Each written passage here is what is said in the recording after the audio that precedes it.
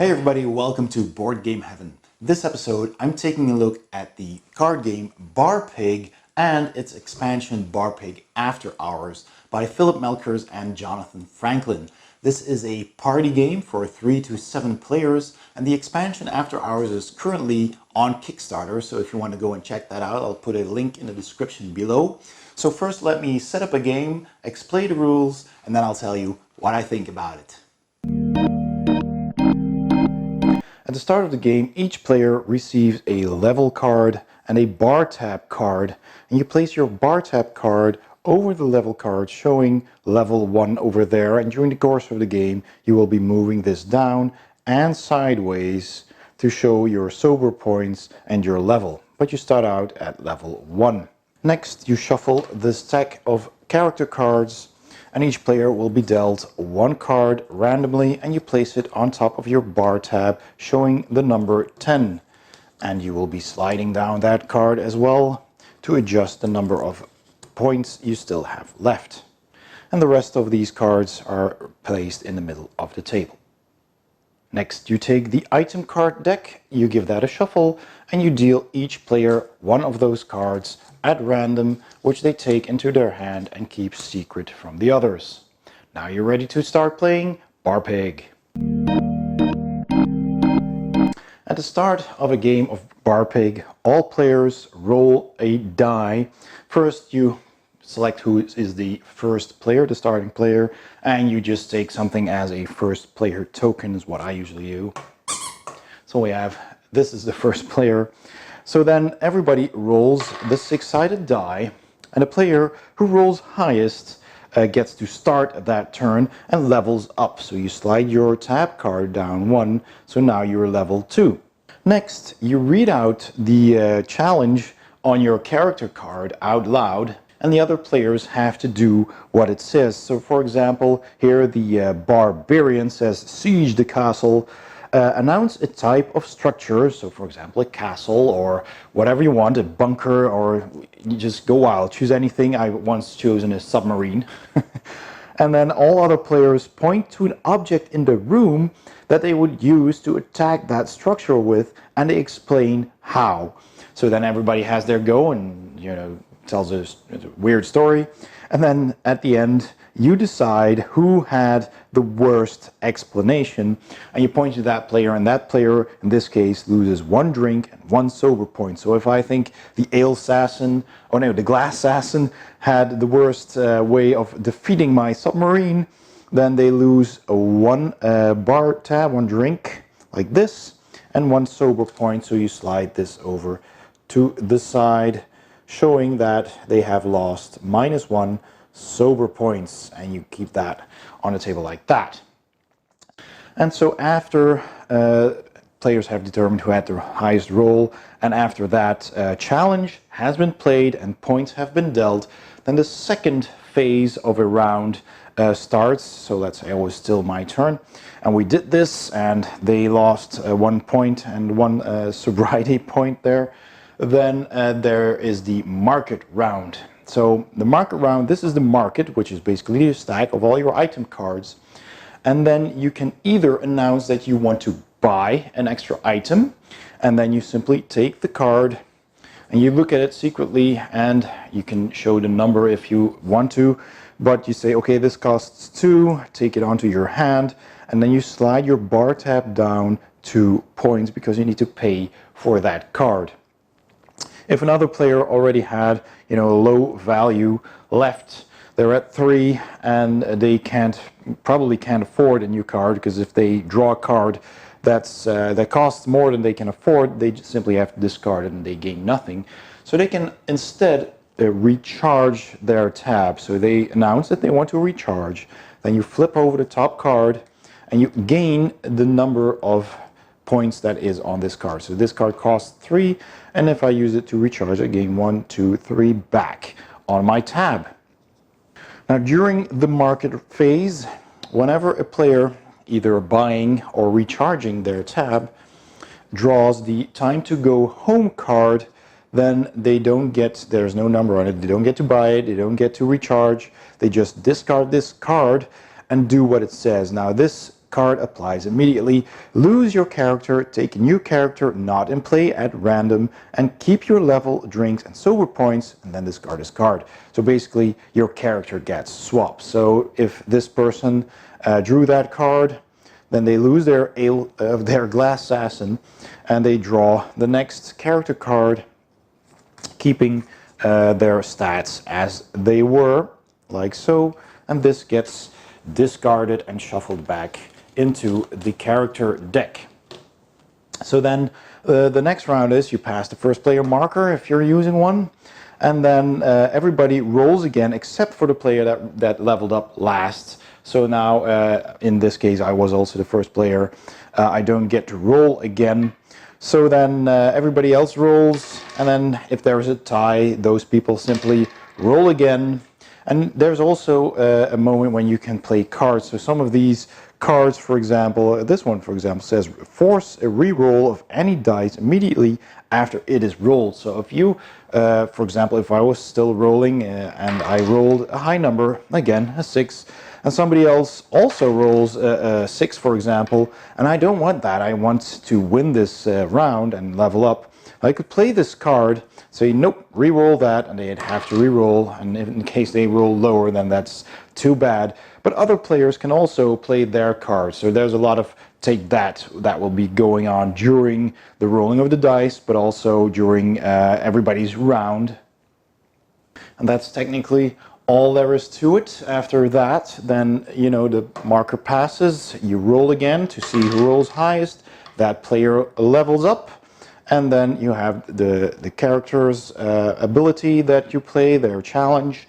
You do that, you have lots of fun, lots of laughs, and then you do the market round again.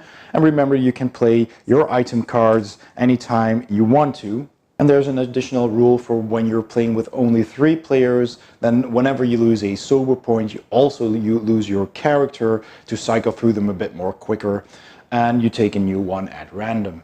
If at any point your character has lost 4 drunk points, then they pass out. And this is still the first edition of the base game, and it will say you discard all your items, you discard your character, so you get that, you get a new character from the character pile. Your bar tab remains the same, so wherever you were, it stays there. And it also says here you restart at level 1, but the revised rules will say you just lose 1 level. So if I was at level 2, I'm back at level 1, and the new character is of course very sober. So then you continue with the current bar tab with a new character. Your other character gets shuffled back into the deck again, and you play on. The game also has some alternate rules where you play, for example, with a maximum of 5 players, you can play full bar. Then you'll have enough character cards that each player can take 3 character cards. So then you can have your main character and 2 sidekicks, 2 buddies. And then during your own turn, you may decide to exchange your main character with one of your buddies at the cost of 1 drink, and then use that challenge instead of the one you had before. There's also some drinking rules here. If you do want to play this game as a drinking game, that is totally optional, but there's rules for that as well. And then you don't use your tab card because every time you would pay for getting a card, you'd drink from your drink, and it doesn't even have to be an alcoholic drink, of course. So then basically you play without this, which is an alternate way of playing. Then there's also the pay-as-you-go rule, which I also like very much, which is basically during the buying round you simply draw a card and you don't pay for it. And then you have several cards in your hand at some point and you want to use them, then at that point you pay for them. So if I were to use this, and then I have to pay 4 points at that moment when playing the card. But I can also at any point, if I had this on my hand still, I could discard it at any point to gain that back again. So you can play with your hand a bit more. So that's also a nice variant. And then there's the jailbreak variant, where you play with 3 drinks on your bar tab, and you place all the remaining characters that are not being used by players, and you put them face down next to each other somewhere, basically forming the market that way. So I will put 3 out here. Then you search the item deck for the most expensive cards, which is usually a 4, and you slide them underneath them so you can see what they are and what they cost. And you do that for all those characters that are left. And then during the market round, you can still buy a card from the item deck, but you can also break free one of those characters. So you, for example, you want to take this card, and then you replace your character with the spot you just freed. You search the deck again for the highest value that's still in the deck, and you take that character on your hand instead with the card that you just took. So there's, as you can see, 4 different alternative rules printed on this card, and also the entire rules of the game are also just on a single side of a card. So that is very convenient. This is the setup side, and this is basically all the rules that you need. So let's take a quick look at all the characters that come with the game. We've got the Barbarian, which I already explained during the rules, where you have to announce an object, a structure, and people have to choose an object in the room to defeat it with. There's the Druid, who has invent an action. As you clap or you snap your finger, and then the next person does that plus something new, and then the third person, etc., and so on. There's the Drew Monk, who chooses an object that everybody must touch in the room, so it could be the front door and everybody's running. There's the Rumrodder, where you basically hold out the hands and touch fingertips, and then you have to slap hands, and the first one to get slapped loses points. There's the Glass Assassin, where you close your eyes and you point 2 fingers, both your hands, at people blindly, and then the person, once you open your eyes, who has the most fingers pointed at them lose points. There's the Paladin, who has a witch hunt, and then he decides, he chooses a villain or a monster, and then other players have to explain why they are not that monster. There's the Princess, who needs to be charmed. There's the Porcer, who tells you to imitate an animal. There's the White Sword, who states something about himself, and then raise fingers if that applies to you as well, and person in the minority loses points. There's the Muscatini, who has slay. You have your hand in front of you, and you shout out a ridiculous cheer. And other players must touch their hands with yours by repeating the word, and the last one to do so loses points. And there's the Whisking, who decrees people to dance for him, and the worst dancer loses points as well. So all of that is hilarious.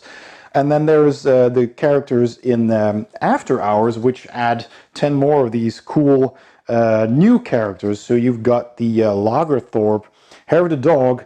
A lot of the players close their eyes and place one hand on the table, and then you bite other hands by touching their hands. So the current player touches hands, and then each player then guesses how many players were bitten by the Lagerthorpe, and then players from that lose point. There's the Vod Cleric, who has forced charity. So you select 2 players, and they must keep giving each other compliments in turn, whilst maintaining eye contact. And whoever can't make a compliment immediately, or if you judge that a compliment wasn't given, they lose 2 drinks.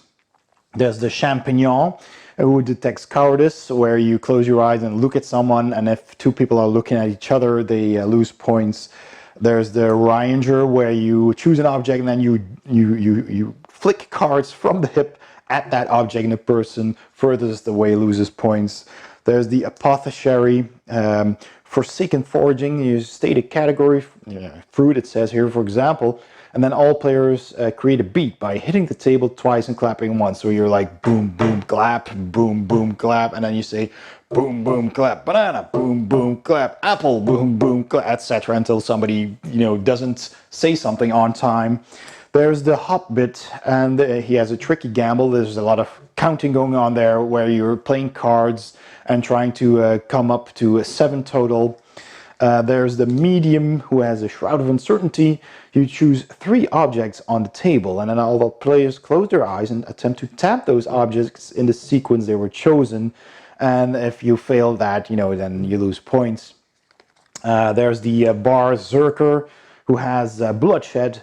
All players count down to from 3 and point with one hand to another player to attack or to themselves to defend, and you repeat that once. You can change during the second time, and then defending stops an attack, and otherwise who took the most points, or you lose points when you lose an attack, basically.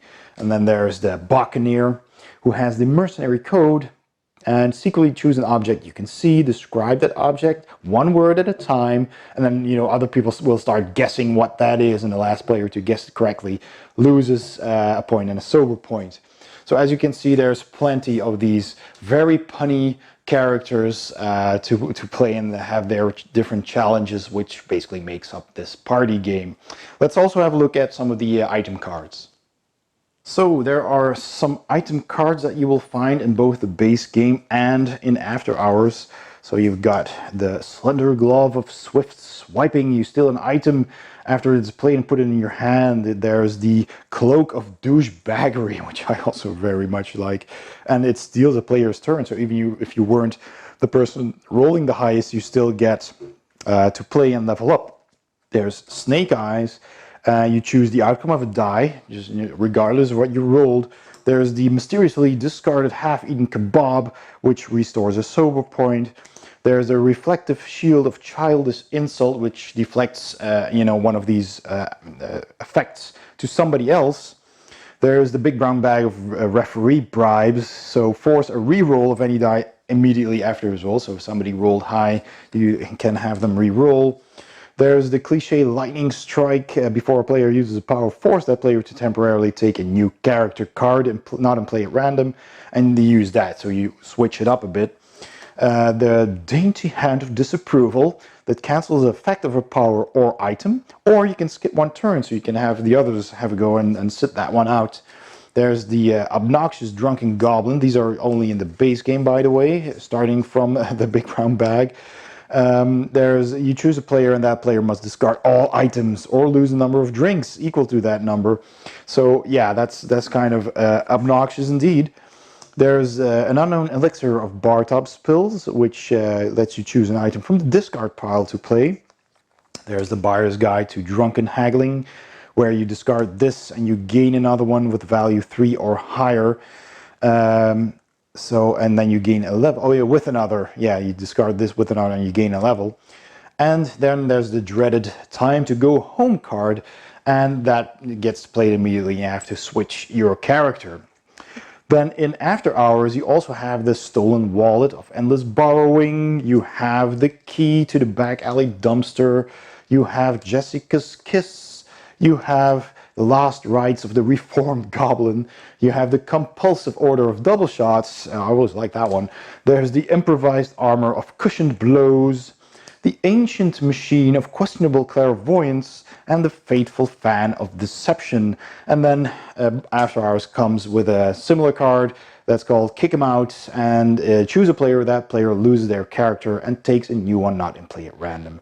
They keep their level, drinks, and silver points, and then discard. So basically does the same, just different art and different text. So there's a lot of these cards to play in this game, and they're all quite funny. There's a lot of take that going on. But let's go to my final thoughts. Okay, so my final thoughts on Barpig and Barpig After Hours. Well, first of all, this is a super fun party game. I mean, if you're into party games and, if you like silly challenges and doing stuff and actually getting up from your chair and doing things around the table, this is really a game that I can heartily recommend. It has fantastic artwork. I think it's really funny. I mean, the game used to be called Barpig because it's kind of like an RPG where you're leveling your character, right? But people kept calling it Barpig apparently. So they actually changed it to Barpig, and from the very earliest version it got a complete overhaul. There's new artwork for everything and it just looks amazing. I really like the pig kind of style theme that they added, the bar drinking theme. And this is a dry game technically. It's actually just a card game that has all these challenges that you do, so it's a party game. And there is an optional rule where you can actually drink during the game, so you can make this into a drinking game, or drink responsibly, people. But it's really just a party game. It's a fun game, and I like the fact that it also has alternate rules. So it's got 4 alternate rules that you can play to change the gameplay if you want to. And After Hours simply adds more to that. So it adds more to the gameplay. You've got your extra characters, which are all very funny. There is a lot of puns in there. You mean the barbarian, the drumunk. It's all just super fun. I love all of these characters. The apothecary. I mean, the artwork is just so funny. There's a lot of little Easter eggs hidden in the art as well. The rules are clear, very simple. It comes in a compact package, and After Hours will also come in a flip box like this, and everything will just easily fit inside, and you can just pop this into your bag and take it anywhere. It comes with a standard D6. I think the Kickstarter backers will receive a nice marbled green die with golden pips and a little Stein here on the one side. So that's a nice little extra. So productive, the production quality of this game is very good. I mean, the cards are very sturdy and thick and nicely printed, very colorful. They're clear, they're easy to read. The font is a little bit small though. Some people might need their reading glasses, but it's very easy. And it plays, you know, quick. It's a silly fun party game. Everybody's doing these challenges, and there's a lot of take that in there. So it's not for everybody, but you know, it's for a certain audience, certain kind of people. But you can play this with non-gamers. You can play this with, you know, the people who like to play any kind of game. It's easy to bring along. Just bring this to a party, bring this to the bar, bring this, you know, to a convention and play this with friends. It is just so much fun. You're guaranteed a lot of laughs. I mean, every time Phillip and Johno are at a convention and they have their, you know, their actual bar booth there, it's always packed with people. I've seen them several times. There's always a buzz of people playing this game, people running around doing these crazy challenges, and people laughing. So this is definitely something I would recommend you check out on Kickstarter and pick up, because you know the base game is already a lot of fun, and After Hours just adds more to that. More characters, more crazy cards. And it's a standalone version, so you can just pick up After Hours 2 and play that. But, you know, really, you're going to want them both, because there's just so much fun to be had with this. And one of the things that I heard people say from the base game was that after a while, you've seen all these characters and all these challenges. And, you know, if you played several times, you kind of get old. So now with After Hours, you get, you know, double the fun, more characters. So definitely something I would check out. So that is Barpig by Phillip Melchers and John Franklin. So it's on Kickstarter. The link is in the description below. Go check that out. That was my review. Thanks for watching. I hope you enjoyed the video. If you did, give it a thumbs up. Don't forget to subscribe. And I'll see you next time on Board Game Heaven.